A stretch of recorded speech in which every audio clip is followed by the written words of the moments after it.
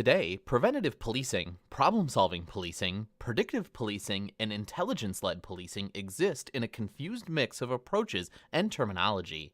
Let's take a look at the future of policing.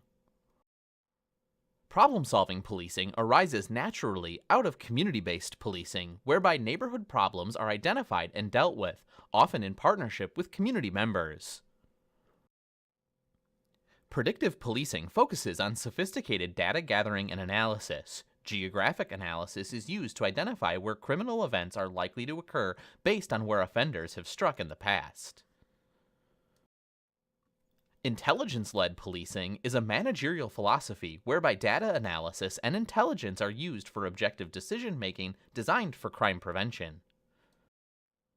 Today, policing, at least in major cities, is proactive rather than merely reactive and highly sophisticated in terms of crime analysis.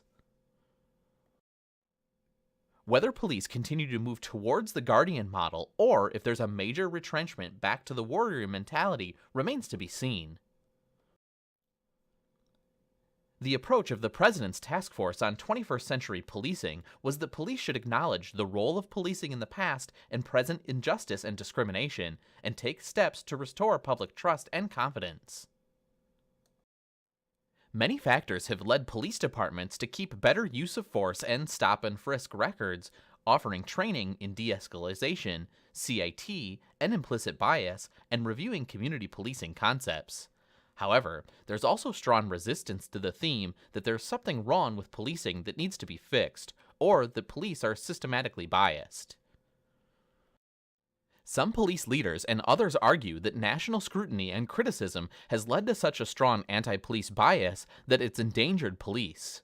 According to this view, the constant focus on the few bad apples in policing arguably has created hostility to the point where it's harder for police to do their job and has led to a dramatic increase in ambush-style killings of officers. An annual report by the nonprofit National Law Enforcement Officers Memorial Fund indicated that 64 officers were killed by gunfire in 2016, a 56% increase from the 42 officers killed in 2015. The average since 2004 has been 55 police deaths annually.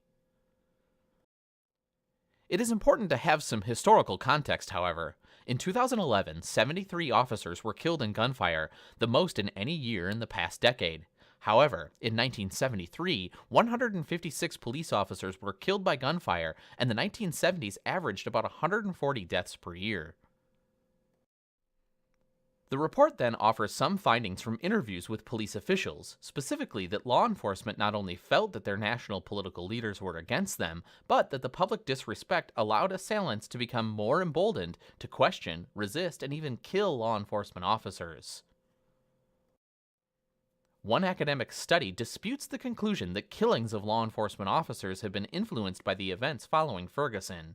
Using some series analysis, the national data regarding officer killing researchers concluded that there was no substantial relationship between the events after Ferguson and riots and police killings. Another current discussion concerns the so-called Ferguson effect, or YouTube effect, on de-policing. Some distinguish the concepts. However, the idea is that intense public scrutiny and hostility have made police officers so demoralized that they've reduced their self-initiated activities and no longer engage in proactive activities such as engaging in suspicious individuals on the street. This, then, has led to spikes in crime and homicides. In the most recent and comprehensive study of police attitudes, a Pew Research Center study using the National Police Research Platform data of 8,000 officers revealed that about 66% of police officers say that the death of Black Americans during encounters with the police are isolated incidents, not a sign that law enforcement is characterized by a systematic bias. However, 60% of the general population did believe that there's a broader problem between police and minority communities. Most officers reported that high-profile deaths have made their jobs harder. More than 7 in 10 say that officers are less likely to stop and question suspicious people. Roughly 3/4 agreed that fellow officers report that they are more reluctant to use force when necessary, and more than 9 in 10 agreed that fellow officers have grown more worried about their safety. What this study reveals is that there's no national consensus on whether there is a current problem with policing, much less agreement on approaches to improve policing.